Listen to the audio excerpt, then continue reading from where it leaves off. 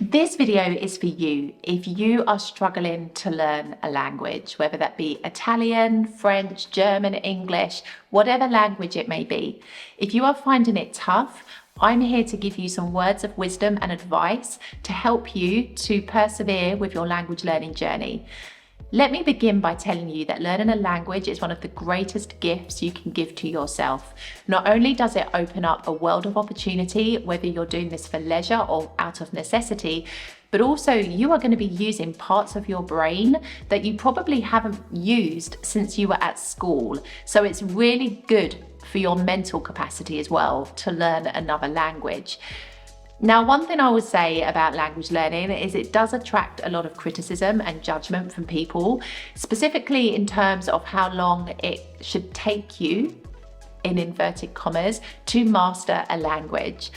I'm here to tell you that you don't need to listen to any myths that want to tell you that you can learn a language in X amount of weeks or months, because let me tell you from the beginning, language learning is an extremely personal experience, and no two people will be the same in terms of their approach or in terms of their ability to fully master a language.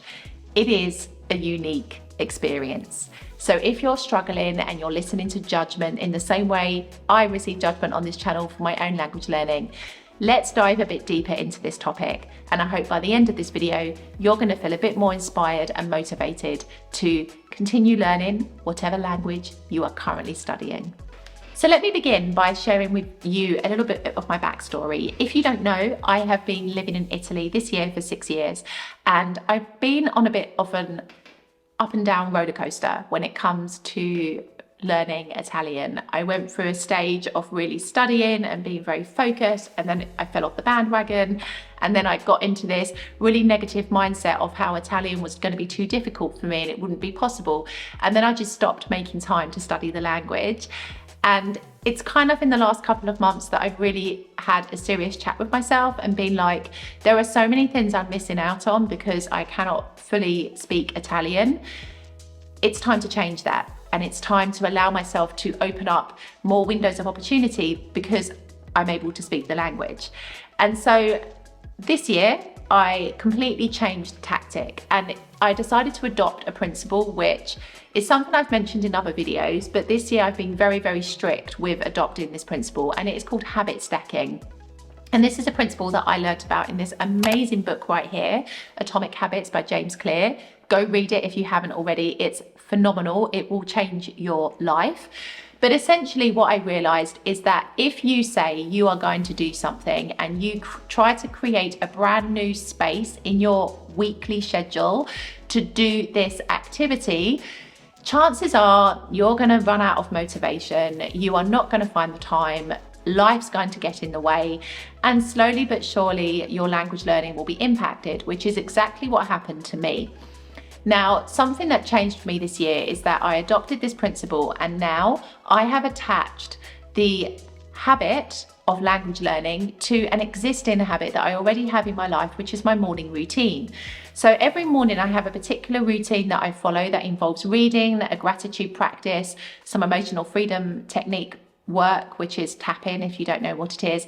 And I do this every single morning without fail. And now I have added language learning into the mix. So consistently since the beginning of January, I have been studying Italian, and I am so proud of myself because this is the most consistent I have been in the entire time that I've lived here. And let me tell you, it is that powerful. Attaching this habit to the existing habit that I already have every day has meant that I have no excuse. It has meant that I can't say I don't have the time because I'm attaching it to time that I've already carved out for my initial habit of my morning routine. And it means that it's a prompt. When I'm doing my morning routine practice, I know that what comes next is my Italian study. They bounce off each other. And I'm incredibly grateful for this technique because it has absolutely transformed my ability to make time to study Italian, because I work hard. Like, I think I must work in excess of 40 to 50 hours a week because I do so much work on my projects, YouTube videos, editing. Like, editing a video on YouTube can sometimes take 2 or 3 hours alone. So I'm constantly working, and if I tried to carve out another hour in my week to study Italian, I'm 100% certain it wouldn't work, which is why it hasn't worked up until this time. But now I'm attaching this to my morning routine. I'm spending 30 minutes every single day studying Italian. It's transformed me, and I feel so much better about the language, and it's the most positive that I have felt in a very long time about studying. So if you're struggling, this is a technique that I highly, highly recommend. The next thing I want to say is you've got to just release other people's judgment. People have so much to say, especially on the internet. People sit down behind their screens and all of a sudden they've become public speakers. They have so much that they want to share with the world. But a lot of the time, those people who are judging others don't have their own lives in order, which is why they decide to detract from their own problems and look at the shortcomings of others. Now, I dive a bit deeper into the whole world of judgment in my latest podcast episode, which I'll link to up here. So if you fancy listening to that, head on over and support my podcast channel, Lessons from the Boot. But essentially, I have learnt through the many comments that I have read on this YouTube channel to do with my language learning that people don't live my life. And as much as I welcome the feedback and I welcome the positive, constructive comments that can help me to improve my study regime, those comments that want to tell me that I don't want to integrate myself into society, that I'm rude not to have learnt the language, that I'm lazy, those are comments from people who are ignorant to the way that I live my life. They don't know my daily schedule. They don't know what time I get up, what I do with every minute of my day, what time I go to bed. They are not privy to that information. And so their opinions are just that, an opinion. You don't have to take on another person's opinion and let that impact your language learning ability. As I said at the beginning of this video, I think those YouTube videos and those books that promise that you're going to learn a language in X amount of time add to this layer of judgment, because language learning is personal. And for all of the students that I have taught English to here in Italy over the course of 6 years, I can tell you that no two students' routines or structure of study have been the same. Everyone is different. Some people prefer to learn visually, some people prefer to read books, some people prefer to listen to things. Everyone is unique, and so it is impossible to make this blanket promise to the world that you can learn a language in X amount of time. It's one of the most misleading things that I see on a regular basis, and which I think actually makes a lot of students feel inadequate if they don't meet that particular timeline or threshold. One thing I would say is that you've got to focus on your own journey and on your own path. If you're honest with yourself and you know that every single day you're putting in the work and you're studying and you're doing everything that you can in the time that you have available, because this is another thing, no two people's lives are the same. One person might have more free time compared to another. If you're using your time in as constructive a way as possible, then you're doing just fine. And it really doesn't matter what other people have to say. You've got to drown out the noise and focus in on yourself. Because if you listen to other people, you take the attention away from what's really important, and that is mastering the language. The next thing I want to suggest is that you mix up your studying a little bit. Now, I do this a lot because I find that I get bored very easily. If I'm consistently using one of these lovely books that you can see here and I'm not using any other material, I find that I get really bored. And it's interesting because the majority of Italian study books are really plain and boring and uninteresting compared to the material that's available if you want to learn English, for example. Those books are incredible. They're engaging, they're informative, they're funny. But the books to learn Italian are pretty dull. Apart from this book right here, Instant Italiano, which is probably the best book that I have used to date to study the language because it's very entertaining. I will put all the links below into the show notes if you want to go and check them out. But essentially, I think that you have to mix up your study. You don't just want to solely be using or relying upon one particular book or resource. You want to include some listening into your practice. You want to maybe include, writing or reading, whatever it may be. You want to mix up your resources. And this depends on your level and your confidence. But certainly for me, I've discovered an amazing YouTube channel, Learn Italian with Lucrezia. I will put the link below into the chat, but I'm watching her videos and including that as part of my study. I'm using a visual dictionary to learn vocabulary. I'm trying to mix up the resources I use to keep me engaged, because if you're engaged, you're more motivated to learn.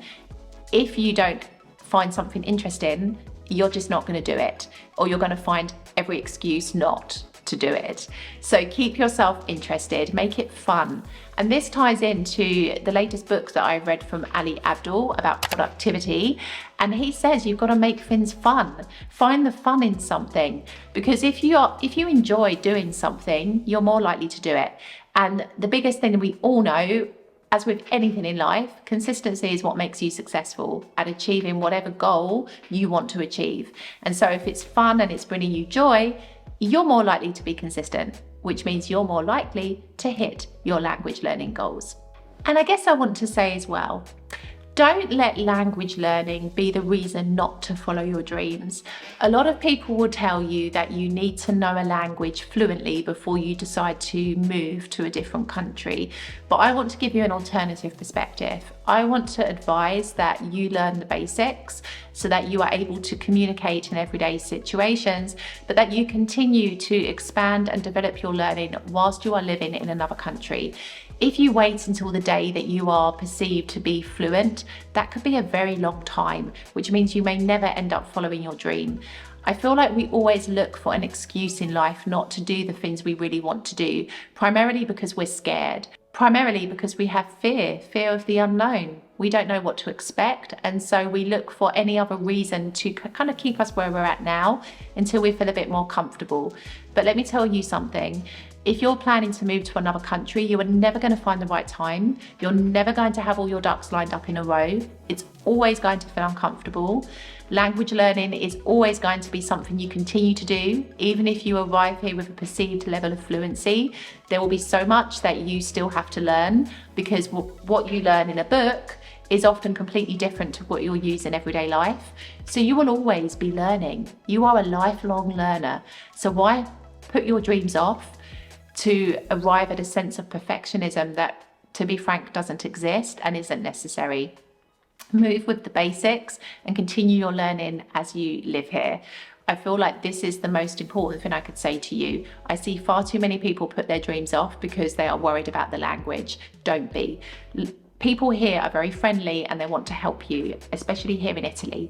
I can't say it's the same for every country, but certainly here in Italy, it's like this. If people see you're making an effort, it is always appreciated. So don't let that be a reason for you not to follow your dreams. And finally, I want to say to you that it is the most important thing to never give up on what you want to do. Language learning is personal. Whether you are learning the language because you want to improve your career prospects, or because you want to live in another country, or because you just fancy doing a new hobby or activity, whatever it may be, it is a purely unique experience, and it is something that is going to teach you so much. To speak another language, I think, is an incredible thing. And whether it takes you 10 years, 5 years, 5 weeks, or 5 months, it doesn't matter. What is important is that you enjoy the process and that you drown out the noise from everybody else. I'll see you in the next video.